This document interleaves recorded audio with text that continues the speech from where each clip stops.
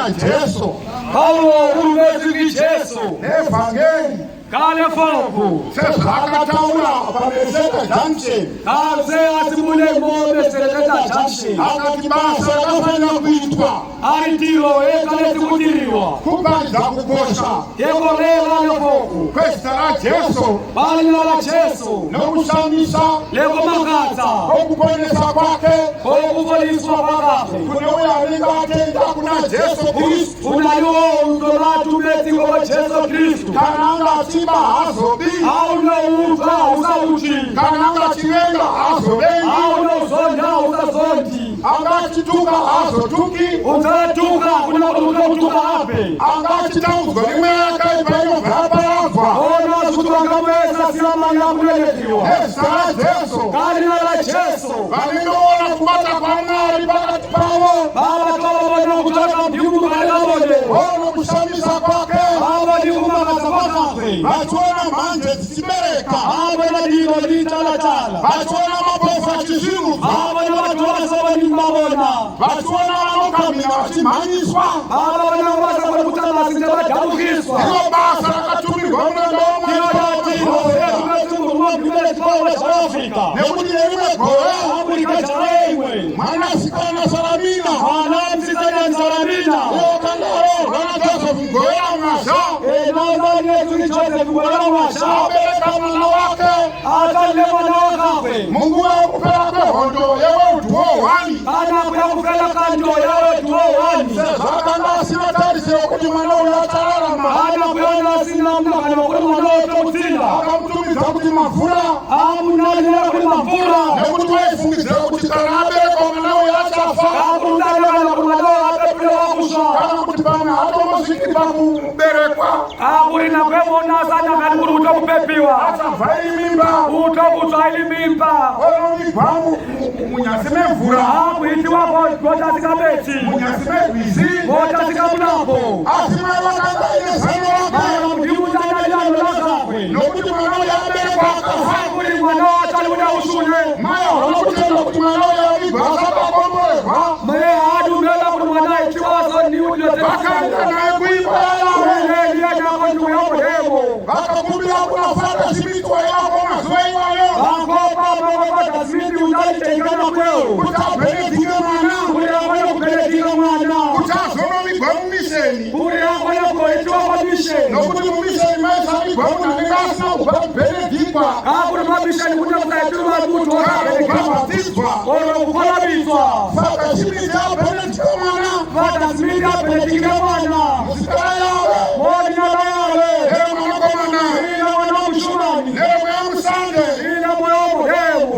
Mwana kafamuka. Mwana chunga kana kweo. Fata simiti leo ile mba iyo yo. Fata simiti liwa mwanjoni mwanju leo. Hata sakani mwana mutele. Fata kwa kimandamu ni mutata. Hata profita asiti. Hapa kitabani. Mwana uyu wa muti webasa. Mwana tutatitiro. Mwana uyu wa muti webasa. Mwana tutatitiro. Iyo basa lakazotangwa hapa makutanga.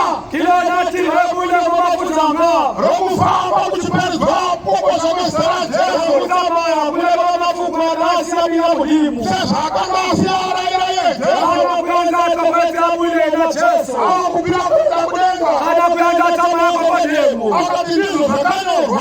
Ari kitona sasi kwa yule. Kulikirizo uchata kutika. Kulikiliza utamusuteka. Akomuka kwa kamuzo retatu. Tutu wape kwa watu wasu katatila murangu. Kuti maruzi wose. Kuri mtuti tote. Apari chizo nesi sarake. Ingone kulele wa ulifu kukali na laka. Utende ukanuka na nibazili. Uketuka ni utali wa divi. Achitanga pa Jerusalema. Atoma mama Jerusalema. Ilo basa lakatendera no mtumwa bora mwazo. Katiro hefu nukilele ugele tiporo wa Afrika. Hata shikana mwingi wene South Africa. Hata hape atena limo South Africa. Akapina ni mbotana.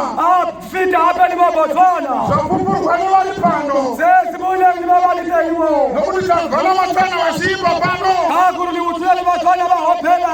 Afrika yedu. Yesu akapita wakati wa hali. Dai waisiaji machamari. Paso. Ule kutijanu loti kwa uli ndipa iwa ndinwe. Ungadai walikumbila kwa hali. Akakupa mkula menyu. Ate.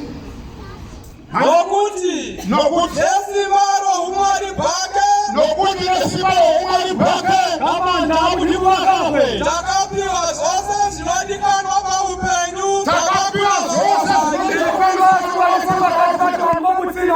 musangano raapostoli vaafrika nopapano yapakati vaafrika takapiwa zvose muno nokuda kwajesu kristu notava yajesu kristu nokuda kwomutuma vaafrika akatuma mumazuva okumaziva takapiwa zvose zvinodikanwa paupenyu nenzira yokumuziva iye wakatidana nokubwinya kwake nokunaka akatipa naizvozvi zvipikirwa zvinokosha zvakakura kwazvo kuti nazvo muve vanhu vakagoverwa umwari matiza kuora kuri panyika nokuchiva nokuti nesimba roumwari bhake amandla amudimu wakafwe mandla alimo wajesu enawatumilekele chipaloma cha Afrika simba riri muna jesu mandla alimo wajesu mwanakomana waunari mwana wamushumani wa mudemo akaverwa pamuchinjikwa okwe matatiri mazivapano nezira yako katela yakako nezira yangu katela yaka kunyange vari mumugwagwa noma valikotele kunyange vari pamusika noma valikobongoberako zvakapiwa zvose zvinodikanwa paupenyu napakunamata mwari uyai mutore zvose zvinodikanwa paupenyu hwenyu hwanhasi itomutesi wazisiwa zativatwa pautenu waruna iatila papiloni iyi ndio solusheni muupenyu hwako ekionatela pautenu wahavo uhu ndo upenyu ibona mutino tauya neupenyu itileka mutino tauya nesimba reumwari itileka manja amudimu tauya nokuyera kwamwari ritile lukumakacha kwamudimu tauya nokubwinya kwamwari ritile limanja akakwe amudimu tangosenziwe sesi setingiwena kuti uzogamuchira kuri uchamukamukela afrika yedu nenzira yokumuziva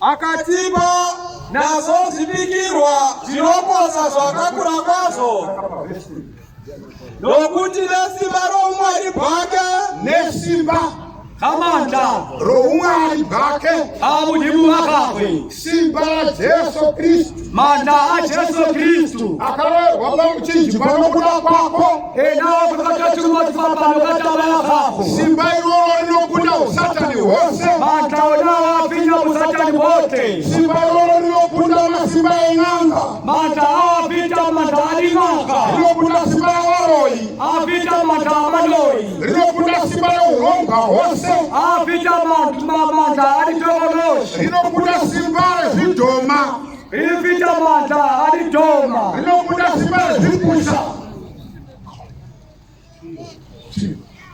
lipita mandla alitiyo simba la Jesu Kristu mandla ajesu kristu sezvo zvakarehwa naPaulo pane imwe nzvimbo kana kuyakubuya lipaulo mabuleki yemwe asvika kuvakorose akorokile mumakorose anotaura achiti iye abo ariene Jesu Kristu uyu jesu kristu enawo akatora rugwaro rwaitimanikidza ututi kanyengeli mtutirisokwanisa pakunyorwa kwarwo muupenyu hwedu kakugwaliwa kaonapa mutila marina akaroverwa pamwechete narwo pamuchinjikwa kwakotolewa liena mosipapano saka naizvozvo byanokatabanayeo unani nani anengagamvira Jesu unalimakilimanyaka mukesiki jesu hakusisina kupiwa mhosva akuna kuti wakufumatava nokuti wagamuchira simba kakuruka mukesi mandla rinosimudza kunyange rinomutsa kunyange wafa mandla akona kutusa mutu waushuleni nokuti nesimba roumwari bwake takapiwa zvose zvinodikanwa pakunamata Mwari muchechi ravaapostoro veafrica mokerekera apostolo vaafrika musangano ravaapostoro veafrica mokwe pamwe apostolo vaafrika hamuna chisimo hakuna sesisiyo takapiwa zvose zvinodikanwa isiwe sesimatawanga pangava pakurarama panyama kokavamba kutima panyama pangava pakunamata kokavamba kurapela pangava paupenyu hwomweya kokavamba kutima kwamoya zvose takapiwa siwele lisifile nekuda kwesimba roumwari bwake atabayabata amudimu nokuti pane imwe nguva akuimana kweimwe Jesu anokupinda kudenga jesu atabayakwekwakwademu anotaura achiti akuahale ndakapiwa simba rose kudenga napanyika ifule mandla ose kabadimulikolifase endai naizvozvo amanizone mudzidzise marudzi ose ekuruta vatu vose muvabhabhatidze mumakonabize muzita rababa olina la papa neramwanakomana amwana wamushumani muvadzidzise kuchengeta zvose zvandakakurayira ivi umarute kutoaaaotatekikurutileutoni chikonzero takapiwa zvose zvinodikanwa avati kuliiiwesiwesiwe sesitokekani nenzira yokumuziva iye wakatilana nokubwinya kwake nokunaka hei nzira yacho ei nzela yayo yatone nzira yacho kumuziva iye nzela yakuitene iye wakatidana enaolinatori kuleni nokururama kakukakurukatamesabe akatipa nazo zvipikirwa zvinokosha takapiwa zvipikirwa zvinokosha arifaninosadisabe zvokuti kana tafa takuri arisule mweya yedu ikwanise kupinda mudenga moyori nakwane kutela kwapademu nokuti hatigari panyika ino nokusingaperi takuna rimulivoipasiwe todi kupita komusayele mweya yedu iri kudikanwa kudenga kwayakabva moyori nayo wachowawadi mukoituleni mwari ari kuda mweya yake yose musimu wata moyaka kweyote kudenga kwayakabva wadi mukoituleni akatipa nazo zvipikirwa zvinokosha zvakakura kwazvo kuti nazo muve vanhu vakagoverwa umwari nokuda kwezvipikirwa izvozvo atabadilozonaseo kuti mwanasikana weafrica uri mwanasikana waafrika uve mwanasikana akagoverwa mwari une mwanasikana ali muhimu mwanakomana weafrica ana mshumani wa afrika uve mwanakomana akagoverwa umwari ana mshumani wa muhimu na uwe mshumani wa afrika ali muhimu urarame wina mwari mahuri kusina na kujibuka kwena ukala wina mwari mahuri kutana kujibuka kwena kunyanga uri mumba kama uri banto kunyanga uri kubasa kama uri komereko kunyanga uri kuchikoro kama uri kwaskolo kunyanga uri pamusika kama uri komereko kunyanga uri muzira kama uri wasele uyo wina mwari mahuri kutana kujibuka kwena ande kuti nazomwe vanhu vakagorwa umwari matiza kuora kuri panyika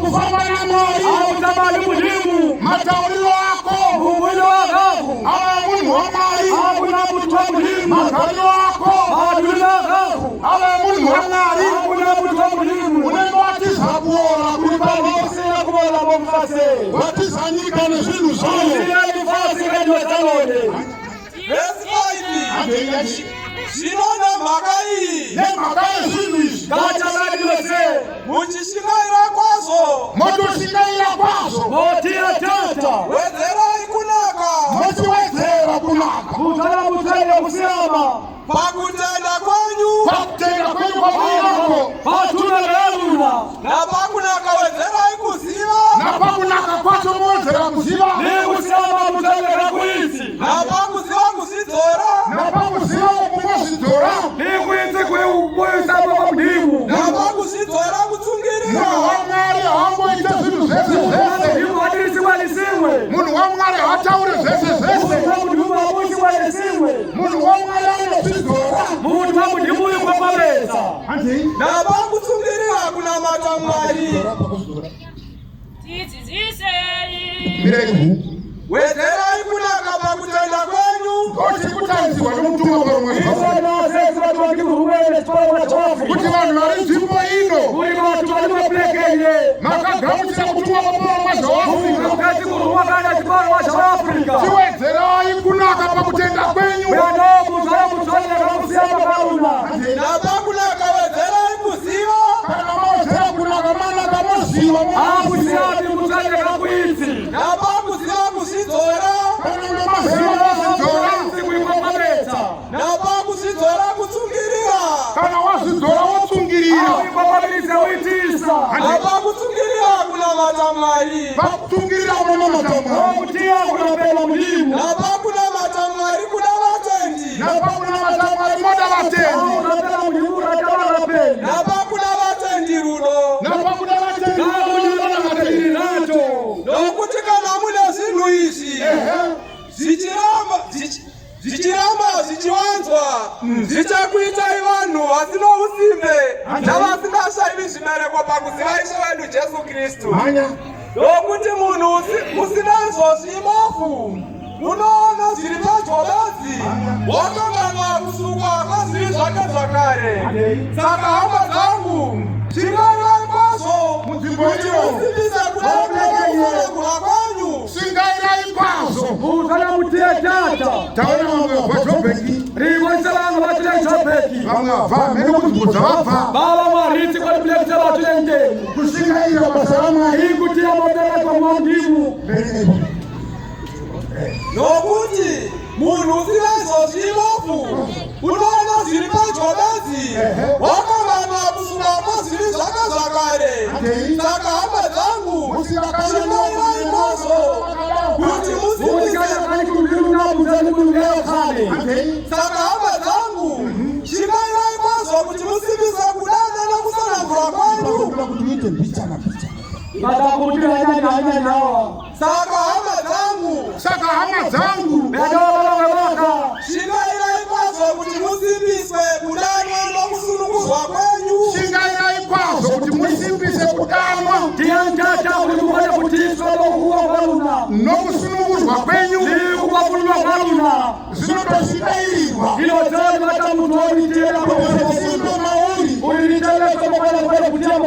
zokudanwa kwako nezokusunungurwa kwako haisi nyore kuti uve mupostora waJesu uri munzvimbo ino kana uri kunzvimbo yaunogara haisi nyore zvinotoshingairwa kuti usimbise kudanwa kwako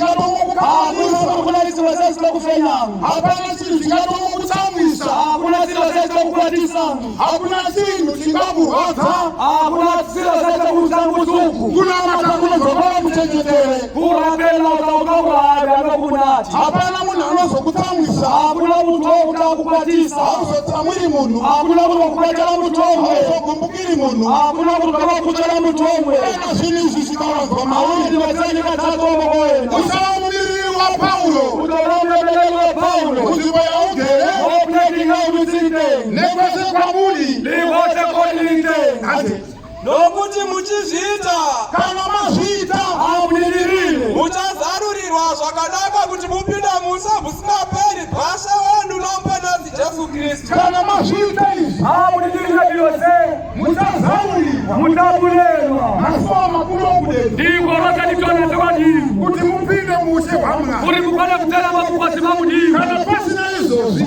kusina lilosewo hakuna masuwa anozarurirwa hakuna likorota libulekano asi kana paine zvinhu izvi mara hakuna lililozonase muchararama muri panyika muntu wokutsila mulimaifase muri kudenga molekokwenemo mutuma akati heaven on earth muromohevenwene paradise iparadise wakurarama uri muparadise wakutsila uli muparadise afrika yedu ande Saka ndingaregi kukuyamudzai zvinhu izvi nguva dzose. tata hatingaregi kuzvitaura sezvo ravakumano rokupedzisira menose kucheka kulikikopano yamuheno mumisheni yomutumwa paumazva waafrica imisheni yamuruma nechiparo chaafrica akamirirwa nepriesthood ameresi chipriesthood muno muafricani mobrekinga yamafricani pagumano rokupedzisira okupano yamufero tata hatingarege kuzvitaura irarasitokeli kulimura verenga Kunyangwe muchiziziva henyu yamangwe baba. kunyange muchizviziva henyu noma muniriti kunyange makasimba pazviri noma mutile mumatsonye tata ati regai tizvitaure rerere hari kana ndimuwe Kunyangwe muchiziziva henyu. kunyange muchizviziva henyu noma muniti heya Uya makazima pazokwadi yamunayo. noma mutile kodite munalilone tinonzwa kuti makasimba pazokwadi yamwinayo riautwa kuti mutile kodite munalilone yamashoko omusa 28 February 2020 yamafugwa 20 February 2020 tinonzwa kusimba kwenyu pamashoko iwayo riautwa kuti yakanabo mafugwa nawo Ndinoti zvakanaka kuti ndichiri mutabhenakari ino ndikumudzai nokukuyeudzai. Ndichiziva kuti kubviswa kwetabhenakari yangu kwava pedyo sezvandakaratidzana sawanhu Jesu Kristu. Zvino ndichashingaira kuti mugogona kurangarira zvinhu izvi nguva dzose kana taenda, nokuti hatina kutevera ngano dzokufungwa nenjere. mashoko aya haasi okufungwa nemunhu mafugwa asi mafugwa kunakaniwa timu mashoko omusa 28 February mafugwa 20 February 2020 moja 2020 haana kufungwa nemunhu anakaniwa kimuntu haana kurongwa nemunhu adiriwa kimuntu ati Nokuti hatina kutevera ngano dzokufungwa nenjere. Kwazvo. Nguva yatakakuzivisai simba nokuuya kwaSvedu Jesu Kristu. nguva yakauya shoko iri nakwete ndifukule asi takanga tiri vanhu vakaona umambo bwake rideni livatuma vani kubatsira kakwe Asi takanga tiri vanhu vakaona umambo bwake.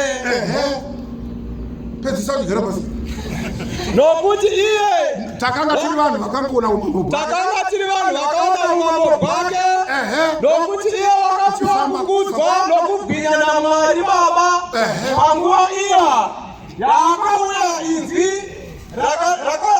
inzwi rakadai paari richibva pakubwinya kukuru richiti, uyu ndiye mwanakomana wangu Afrika yedu. wandinofarira. shoko richiti wou wamira pemberi penyu ndangozomuna zvandakamira ndichiti handingasiye ndisina kutaura zvose uyu ndiye mukuru wenyu kana muri pachechi omkona kutona asisi sokulongwa izi asililoteliwileni paswaili moni zasile vakanga vari mabhishopi banje bali bishopi vakanga varipo banje bali te navakanga ino zvigaro mubhodhi libanje banalitula paboti vakanga varipo libone banje bali te nevana vese vamutumwa livana vote vamurumwa kubva kuno mukuru kuta kunaliwo mtona kusa kuno mudiko kupedzisira kuda kunaliwo vakanga varipo banje bali te vote achizinzvira ega hayi utulakalitebecabone mwevhangeri kasima kai vangeli kasima achiti kuna mudzidzisi ari kuna mutumwa ari kunali murumwa vana kupenyu vaungana vese vana vakako vakopani vote kubva kumukuru kusvikira kumudiki kuta kunaliwo mutona kuya kunaliwo munyani ndava kuvaverengera mashoko enyu vyanokia vavali vamafuko akako kuti vave nazo one vafake kunalitone vazizive dzoka ndafunga kuti vadisi vave nazo vanelitsone mutumwa ndokubva ataura achiti murumwa pahari zvakanaka kosi yami verenga vana isanga zvinosika pei